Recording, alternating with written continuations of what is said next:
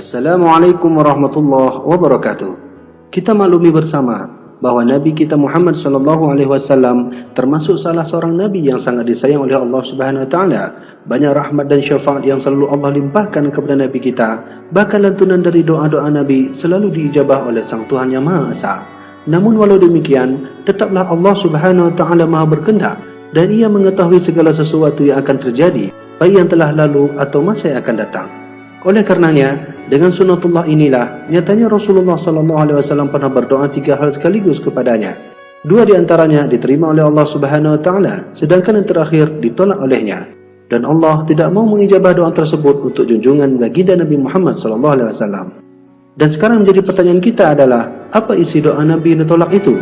Simak penjelasannya.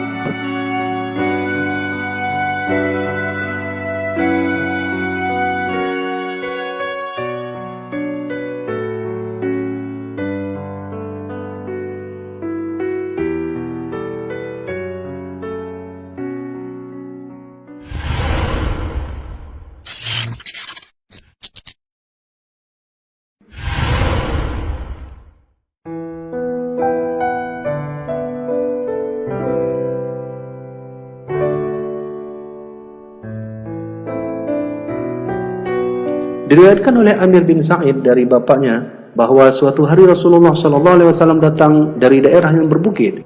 Setelah Rasulullah SAW sampai di Masjid Bani Muawiyah, beliau masuk ke dalam masjid dan menunaikan salat 2 rakaat. Kami pun turut salat bersama dengan Rasulullah SAW.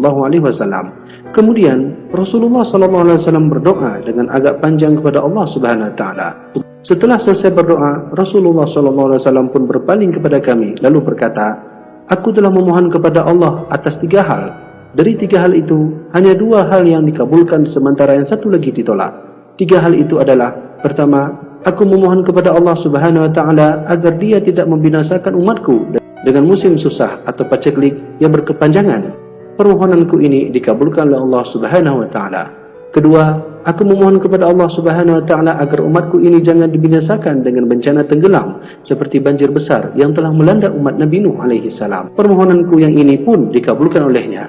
Ketiga, aku memohon kepada Allah Subhanahu Wa Taala agar umatku terbebas dari pertikaian sesama mereka seperti peperangan, percekcokan antara sesama umat Islam. Tetapi permohonanku yang ini tidak dikabulkan oleh Allah Subhanahu Wa Taala."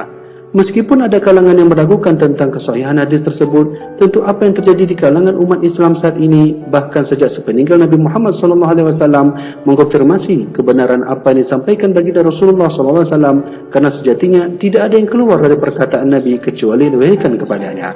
Pertentangan antara umat juga tidak lepas dari sebuah hadis Nabi yang sesungguhnya justru memberikan keterangan dan kesimpulan final yang mantap. Dari Abdullah bin Amr, ia pernah berkata, Rasulullah SAW pernah bersabda, "Sungguh akan terjadi pada umatku apa yang telah terjadi pada umat Bani Israel, sedikit demi sedikit. Sehingga jika ada di antara mereka Bani Israel yang menyetubuhi ibunya secara terang-terangan, maka saya akan ada pada umatku yang mengerjakan itu. Dan sesungguhnya Bani Israel terpecah menjadi 72 millah, semuanya di neraka. Dan umatku akan terpecah menjadi 73 millah, yang semuanya di neraka kecuali 1 millah." Sahabat bertanya, "Siapakah mereka wahai Rasulullah?" Beliau SAW menjawab, "Apa yang aku dan para sahabatku berada di atasnya."